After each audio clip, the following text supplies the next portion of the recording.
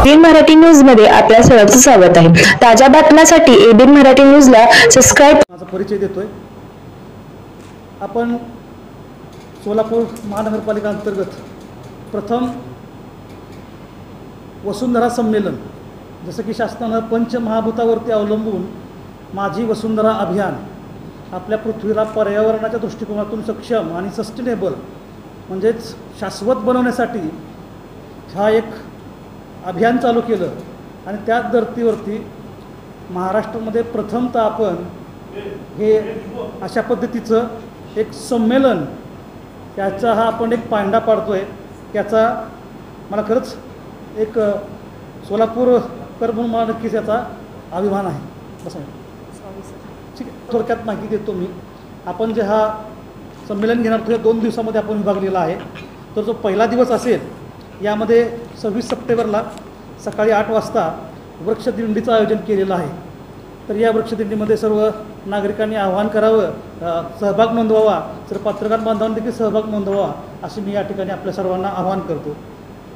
वृक्षदिंडी आपली जी असेल ती डॉक्टर बाबासाहेब आंबेडकर चौक, पार्क चौक ते सिद्धेश्वर मंदिर, समोरून ज्ञान प्रबोधिनी शाळा ते डफरीन चौक ते इंद्रभवन या मार्गाने जाणार आहे।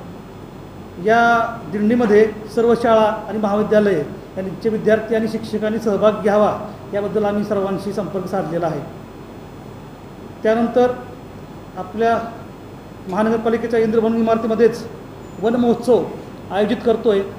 यामध्ये शहरातील विविध रोपवाटिका व्यावसायिक यांना देखील आम्ही आमंत्रित केलं आहे।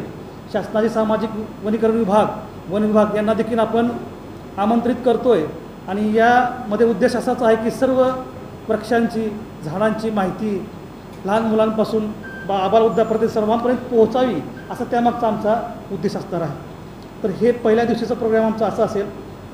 दुसरा दिवस जो आहे 27 सप्टेंबरला सकाळी 10 ते 6 या कालावधीमध्ये आपला संमेलन असेल।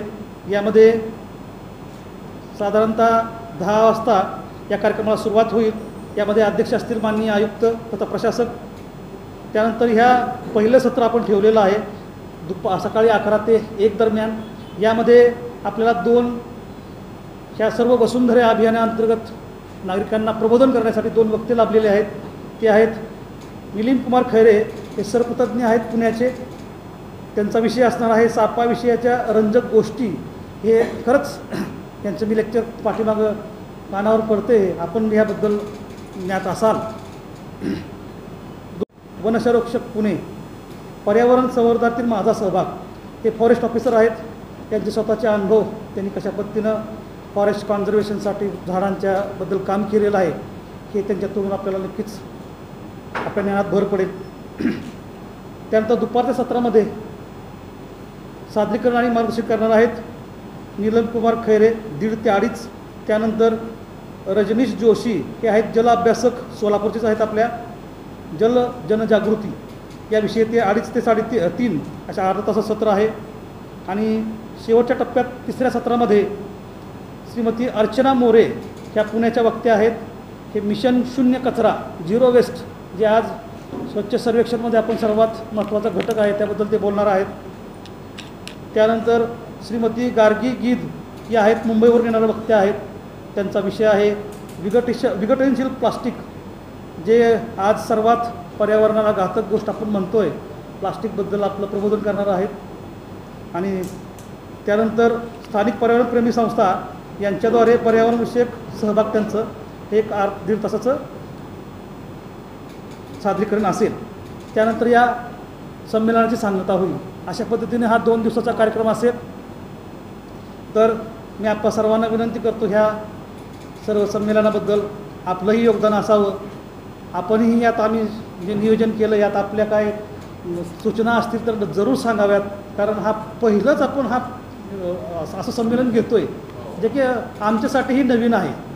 तर ह्यात आपले काही इनपुट्स असतील, जसं की आम्ही काल परवा याबद्दल मिटिंग्स घेतली, तर वृक्षदंडी आपण जसं साहित्य संमेलनामध्ये दिंडी करतो, तर आमचं त्या धर्तीवर चाललं की आपण वृक्षदिंडी का करू नये, मग त्यात काही इनपुट्स घ्यावेत।